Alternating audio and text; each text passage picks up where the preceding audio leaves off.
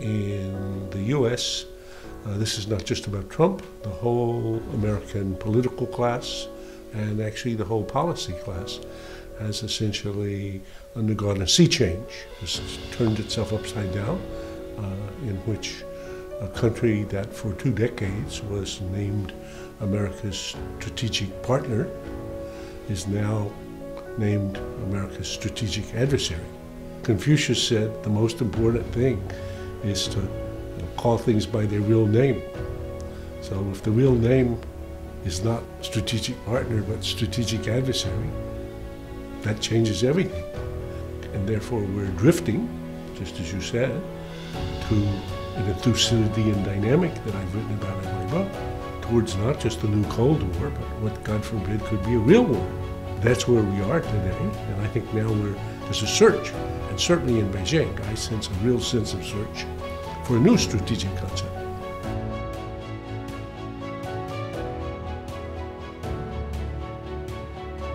It's about China trying to realize China's potential to be everything China can be, to make China great again. And that's understandable. But it's one thing to say, what is your intention? And then the other thing is to be realistic about what is the consequence, even the unintended consequence. From an American perspective, a China that hardly mattered, was very small 40 years ago, and that was encouraged to grow up, has grown up to be as big, rivaling the US in many domains. Well, for Americans, this is shocking.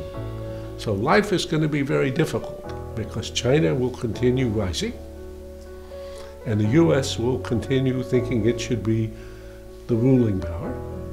And that interaction will be stressful for both parties. So that's all the reason why, looking forward, if we want to have a successful future together, it won't be the same as the last 40 years. Maybe we could construct a new form of great power relations, some new form that the world never saw before.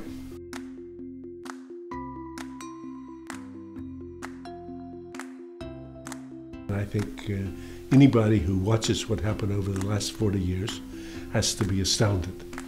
There's been a whole series of miracles, what's happened.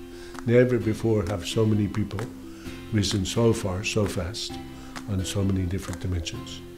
So this is actually amazing. So in 1978, 90% of all Chinese were struggling just to survive on $2 a day.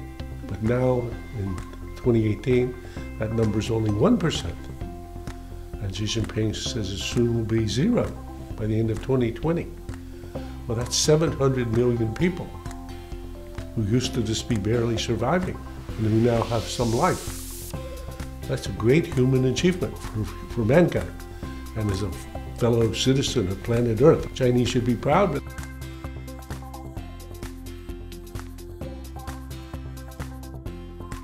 Well, I think the Belt and Road Initiative is a brilliant diplomatic initiative for China. And I would say it has about 10 strands, but one strand has to do with the image of China helping integrate the world and helping develop the nodes along the network that runs from China to Europe and maybe beyond.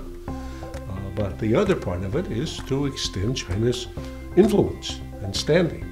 So if there can be a high-speed rail that runs from Shanghai to Rotterdam and move goods in a day or a day and a half, that'd be fantastic.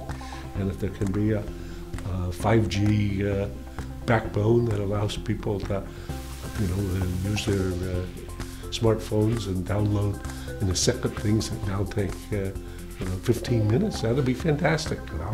We'll all use it. But if it's all done to China's standards, it will be also a source of influence for China.